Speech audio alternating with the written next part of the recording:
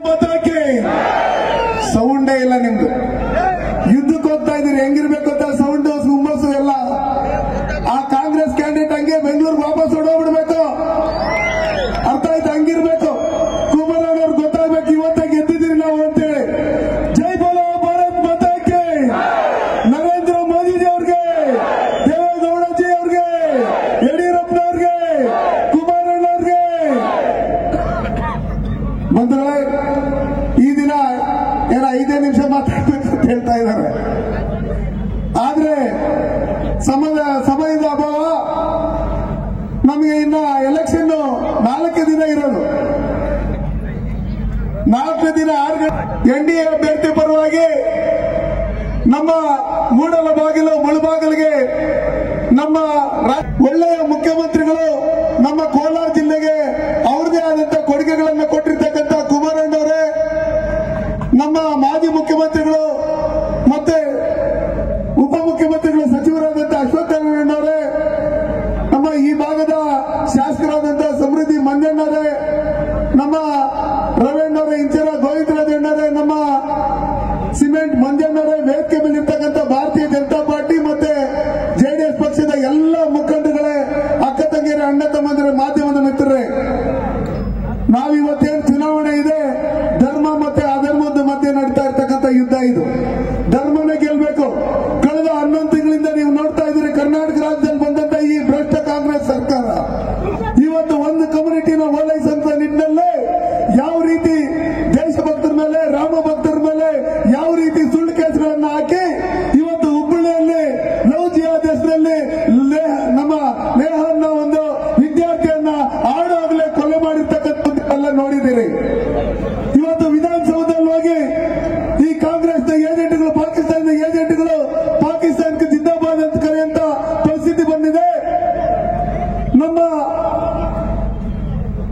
ಕರ್ನಾಟಕದಲ್ಲಿ ಇದೇ ರೀತಿ ಮುಂದುವರೆದ್ರೆ ನಾವೆಲ್ಲಿದ್ದೀರಿ? ನಾವೆಲ್ಲ ಈ ದೇಶಭಕ್ತರು ಹಿಂದೂಸ್ತಾನದಲ್ಲಿ ಇರ್ತಕ್ಕಂಥ ನಾವೆಲ್ಲರೂ ಎಲ್ಲಿ ಹೋಗ್ಬೇಕು? ಸಿದ್ದರಾಮಯ್ಯನವರು ಸರ್ಕಾರ ಇವತ್ತು ಯಾರ್ಯಾರು ದೇಶದ ವಿರುದ್ಧವಾಗಿ, ಧರ್ಮದ ವಿರುದ್ಧವಾಗಿ ಮಾತಾಡ್ತಾರೆ ಅವರಿಗೆ ರಕ್ಷಣೆ ಕೊಡ್ತಾ ಇದೆ ಅಂತ ಹೇಳಿ ಗೊತ್ತಾಗಿದೆ. ಅದಕ್ಕೋಸ್ಕರ ಬಂದರೆ ಇವತ್ತು ನಾನು ನಿಮಗೆ ಕೈ ಮುಗಿದು ಕೇಳ್ಕೊಳ್ಳೋದಿಷ್ಟೇ, ಸನ್ಮಾನ್ಯ ನರೇಂದ್ರ ಮೋದಿ ಅವರು ಈ ದೇಶದಲ್ಲಿ 3ನೇ ಬಾರಿ ಪ್ರಧಾನಮಂತ್ರಿ ಆಗಬೇಕು. ಈ ಭಾಗದಲ್ಲಿ ಎನ್ಡಿಎ ಅಭ್ಯರ್ಥಿ ನಮ್ಮ ಕಮಲದ ಚಿಹ್ನೆಗೆ ವೋಟ್ ಹಾಕೋದ್ರ ಮುಖಾಂತರ ನೀವು ಅವ್ರನ್ನ ಪಾರ್ಲಿಮೆಂಟ್ಗೆ ಕಳಿಸ್ಕೊಡ್ಬೇಕು. ಕಳೆದ ಬಾರಿ ಲೋಕಸಭಾ ಚುನಾವಣೆ ನಿಂತ ಸಂದರ್ಭದಲ್ಲಿ ನನಗೆ ಮುಳಬಾಗಿಲು ಕ್ಷೇತ್ರದಿಂದ ಸುಮಾರು 60,000 ವೋಟ್ಗಳನ್ನ ಲೀಡ್ ಕೊಡೋದ್ರ ಮುಖಾಂತರ ನೀವು ನನಗೆ ವೋಟ್ ಹಾಕಿದ್ರಿ. ಆದ್ರೆ ಈ ಬಾರಿ ನಮಗೆ ಎನ್ಡಿಎ ಮೈತ್ರಿಕೂಟದ ಅಭ್ಯರ್ಥಿಯ ಚಿಹ್ನೆ ಕಮಲ ಅಲ್ಲ, ತೆನೆ ಹೊತ್ತ ರೈತ ಮಹಿಳೆ, ಕಮಲಮ್ಮನವರು ತೆನೆ ಎತ್ಕೊಂಡಿದ್ದಾರೆ. ಆ ಚಿಹ್ನೆಗೆ ನೀವೆಲ್ಲ ವೋಟ್ ಹಾಕಬೇಕು.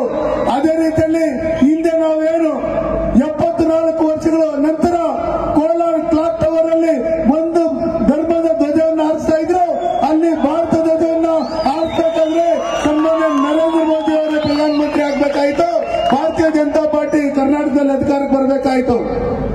ಬಂಧುಗಳೇ, ನಾನು ನಿಮ್ ಕೈ ಮುಗಿದು ಕೇಳ್ಕೊಳ್ಳೋದಿಷ್ಟೇ, ಇವತ್ತು ಕುಮಾರಣ್ಣವರು ಮುಖ್ಯಮಂತ್ರಿಗಳಾಗಿದ್ದಂತ ಸಂದರ್ಭದಲ್ಲಿ ನಮಗೆ ಏನು ಯರಗೋಳ್ ಡ್ಯಾಮ್ ಅನ್ನು ಕೊಟ್ಟು ಕುಡಿಯುವ ನೀರಿನ ವ್ಯವಸ್ಥೆಗಳನ್ನು ಮಾಡಿದ್ದಾರೆ.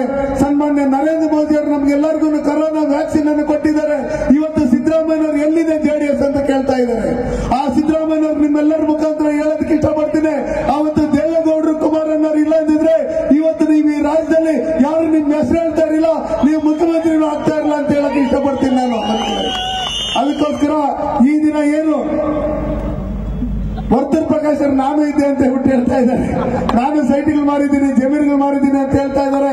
ನಾವು ನಿಮ್ಗೆ ಹೇಳೋದಿಷ್ಟೇ, 91 ವರ್ಷ ವಯಸ್ಸಾಗಿದ್ರೇನು ಸನ್ಮಾನ್ಯ ಮಾಜಿ ಪ್ರಧಾನಮಂತ್ರಿಗಳಾದಂತಹ ದೇವೇಗೌಡರು ಸಾಹೇಬರು ಈ ಕಾಂಗ್ರೆಸ್ ಕೊಡ್ತಾ ಇರ್ತಕ್ಕಂಥ ದಿಟ್ಟು ಉತ್ತರ ನೋಡಿದಾಗ ನಿಮ್ಗೆಲ್ಲ ರೋಮಗಳು ನಿಂತ್ಕೊಂತ ಇದೆ. ಅವ್ರು ಹೇಳ್ತಾ ಇದ್ದಾರೆ, ಸನ್ಮಾನ್ಯ ನರೇಂದ್ರ ಮೋದಿ ಅವರು ಕರ್ನಾಟಕಕ್ಕೆ ಅಕ್ಷಯ ಪಾತ್ರೆಯನ್ನು ಕೊಟ್ಟಿದ್ದಾರೆ, ನೀವು ಕಳೆದ 11 ತಿಂಗಳಿಂದ ನೀವು ಚೆಂಬು ಕೊಟ್ಟಿದ್ದೀರಿ, ರೈತರಿಗೆ ಚೆಂಬು ಕೊಟ್ಟಿದ್ದೀರಿ. ಬೆಂಗಳೂರಲ್ಲಿ ಜನಕ್ಕೆ ತೊಳ್ಕೊಳಕ್ ನೀರಿಲ್ಲ, ಕೋಲಾರಲ್ಲಿ ಜನಕ್ಕೆ ಕುಡಿಯಕ್ ನೀರಿಲ್ಲ. ನೀವು ಬಂದಂತ ಸರ್ಕಾರ ಬಂದ್ಮೇಲೆ ಬರಗಾಲ ಅನ್ನೋದು ಬಂದು ಎಲ್ಲ ಕೆರೆಗಳು, ಕುಂಟೆಗಳೆಲ್ಲ ಖಾಲಿ ಆಗಿದೆ. ಅದಕ್ಕೋಸ್ಕರ ಈ ಭ್ರಷ್ಟ ಕಾಂಗ್ರೆಸ್ ಸರ್ಕಾರ ತೊಲಗಬೇಕು. ನಮ್ಮ ಕರ್ನಾಟಕದಲ್ಲಿ 28 ಕ್ಷೇತ್ರಗಳನ್ನು ಲೋಕಸಭಾ ಸ್ಥಾನಗಳನ್ನ ಗೆಲ್ಲಬೇಕು. ಗೆಲ್ಬೇಕು, 3ನೇ ಬಾರಿ ಸನ್ಮಾನ್ಯ ನರೇಂದ್ರ ಮೋದಿ ಅವರು ಪ್ರಧಾನಮಂತ್ರಿ ಆಗ್ಬೇಕು. ಆ ನಿಟ್ಟಿನಲ್ಲಿ ನಾವೇ ಅಭ್ಯರ್ಥಿ, ಸನ್ಮಾನ್ಯ ನರೇಂದ್ರ ಮೋದಿಯವರ ಅಭ್ಯರ್ಥಿ ಅಂತ ಹೇಳಿ, ಕುಮಾರಣ್ಣವರ ಅಭ್ಯರ್ಥಿ ಅಂತ ಹೇಳಿ ಮನೆ ಮನೆಗೂ ಹೋಗಿ ನಾವು ಚಿಹ್ನೆ ಬಗ್ಗೆ ನನಗೆ ಕನ್ಫ್ಯೂಸ್ ಆಗ್ತಾ ಇದೆ, ನೀವು ಕನ್ಫ್ಯೂಸ್ ಮಾಡ್ಕೊಳ್ಳದೆ ನಮ್ಮ ತೆನೆವತ್ತ ರೈತ ಮಹಿಳೆಗೆ ವೋಟ್ ಹಾಕೋದ್ರ ಮುಖಾಂತರ ನಾವು ಕೋಲಾರ ಲೋಕಸಭಾ ಕ್ಷೇತ್ರದಲ್ಲಿ 3 ಲಕ್ಷಕ್ಕೂ ಹೆಚ್ಚು ಮತಗಳ ಅಂತರದಿಂದ ನಮ್ಮ ಅಭ್ಯರ್ಥಿನ ಗೆಲ್ಸ್ಬೇಕು ಅಂತ ಹೇಳಿ ಈ ಸಭೆಗೆ ಕರೆದು 4 ಮಾತನಾಡಲು ಅವಕಾಶ ಮಾಡಿಕೊಂಡಂತ ತಮ್ಮೆಲ್ಲರಿಗೂ ಒಂದ್ಸರಿ ನಾನು ಮಾತನ್ನು ಮುಗಿಸ್ತೀನಿ. ಜೈ ಹಿಂದ್, ಜೈ ಭಾರತ್.